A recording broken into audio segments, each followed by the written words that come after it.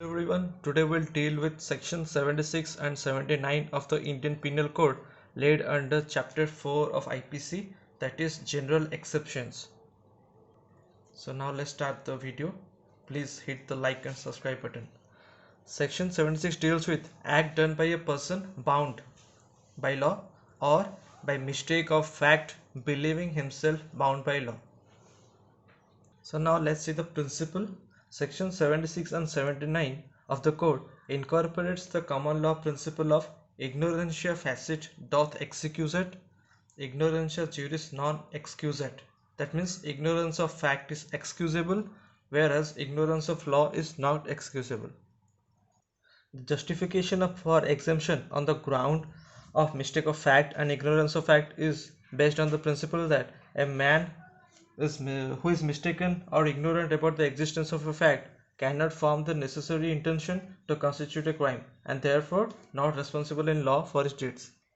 Section 76 deals with two classes of persons excused from criminal liability. Number one, when a person is bound by law to do something and does it. Secondly, when a person believes in good faith that he is bound to do something and does it owing to mistake of fact and not law. That means the heading of the section can be divided into two, that is act done by a person bound by law and act done by person by mistake of fact believing himself bound by law. So now let's see the illustration for point A. A soldier fires on a mob by the order of his superior officer in conformity with the commands of law. Therefore, A has committed no offense. As the order was given by the superior officer, then he was bound by law to obey the order. Therefore, he is not liable. So now let's see the illustration for point B. A, an officer of the court of justice, being ordered by that court to arrest A. That means A was ordered to arrest Y. And after due inquiry, believing Z to be Y, he believed Z to be Y and arrest Z. Therefore, A has committed no offense. A believed Z to be Y. That means he in good faith believed Z to be Y, believes himself bound by law. Therefore, he has committed no offense. So now let's see some case laws based on section 76. Queen versus Princess. Accused was liable for abduction of a girl under 16 years of age, though he believed in good faith that she was over 16 years. Accused believed that the girl who he had abducted was over 16 years of age and he believed in good faith. It was held that a mistaken belief, even though based on reasonable grounds that the girl was over 16 years of age, is no defense to a charge of kidnapping. So the accused was held liable. So now let's see the second case law, that is R versus Tolson. The facts of the case are as follows.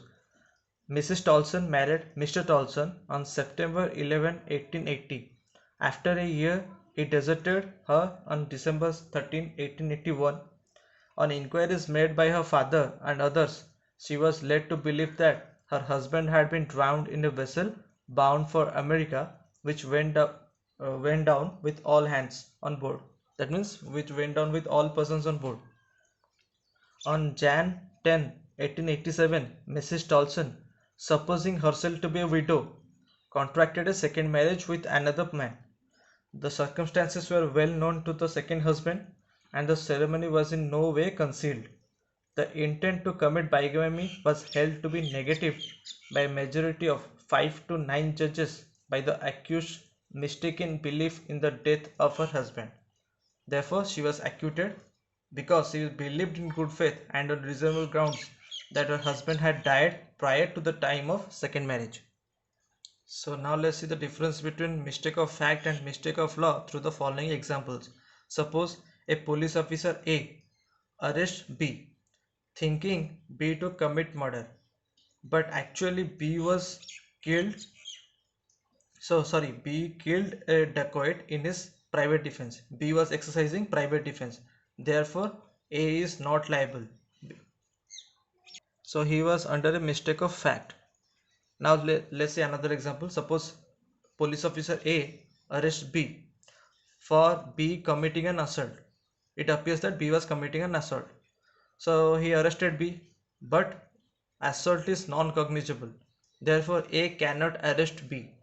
So A was liable for wrongful confinement as there was mistake of law and not of fact. In the first example there was mistake of fact, and in this there is mistake of law. Now let's see section 79. Act done by a person justified by law, or act done by a person by mistake of fact believing himself justified by law. So now let's see the ingredients. First, act done by a person justified by law.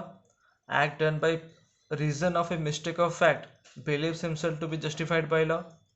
It must have been done in good faith, that means due care, caution, attention have been taken, and therefore it is not an offense. If the following conditions are satisfied, then it is not an offense.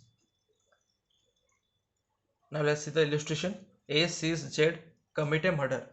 A, in good faith, to be of his judgment, to the best of his judgment, seizes Z to bring him before proper authorities. In fact, Z was acting in self-defense. So A was justified in arresting Z. So he was not committed no offense. So now let's see the differences between section 76 and section 79. In section 76, the person acts under legal compulsion, but under section 79, the person acts under legal justification. In section 76, it grants exemption when a person believes himself bound by law to do a thing in a particular way, although the facts state to be an offense. You can take the example of the mob. Under section 79, wherein a person by reason of mistake of fact feels himself to be justified by law in doing an act in a particular way. You can take the example of self-defense. Third distinction, under section 76, the person acts because he believes he must act in a particular way. Example, illustration B. Action under section 79, the person, he has justification for his action and acts accordingly. So this is all about section 76 and 79. Hope you all will like it.